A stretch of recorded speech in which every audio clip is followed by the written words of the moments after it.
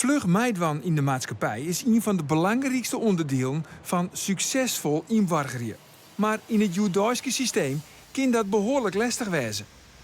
Naar de school, ik heb mijzelf een beetje moeilijk, omdat ik ben jongen, ik is altijd werken.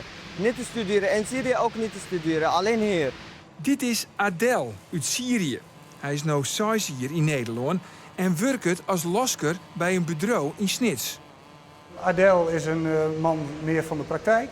En voor hem is werk zeker heel veel belangrijker dan heel veel uren in de schoolbanken. Werk is voor statushouders een van de belangrijkste onderdelen van haar proces. Het is een heel belangrijke stap naar de samenleving. Je werkt met collega's, je hebt contacten, je kan de taal oefenen, je leert over de Nederlandse samenleving.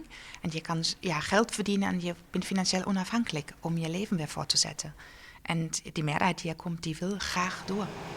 Ik ben er blij om te werken. Ja, lekker bezig met de handen en alles, ja. Adel docht mooi aan een pilot van de gemeente Zuidwest-Friesland, werd werk voorop zit in haar inburgeringsproces.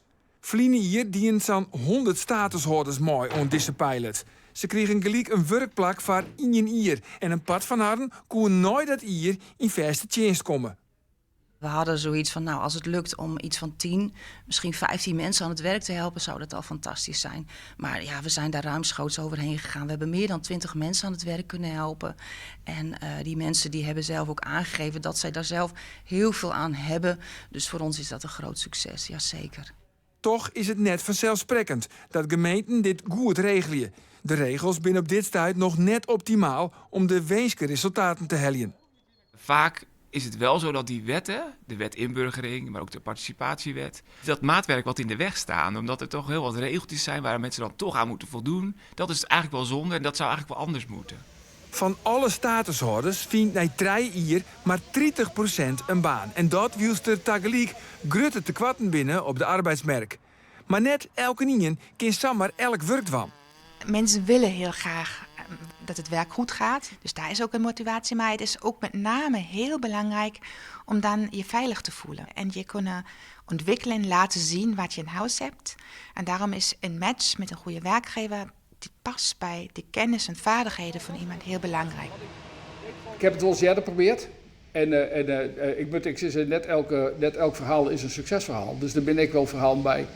Daar slag het gewoon net. En dan stopt het ik weer. Dus, maar nooit stoppen met proberen, zou ik zeggen.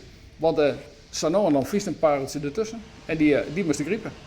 Bij Nwatling ben ze wies met Adel. Doet hij in januari bij het bureau kwam, had hij grutte stappen maken.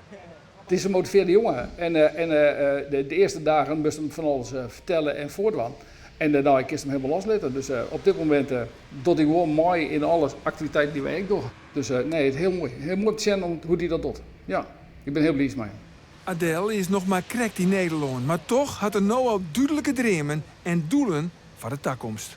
Ja, maar misschien blijf weer, misschien ik kan anderen werken, maar ook lasser.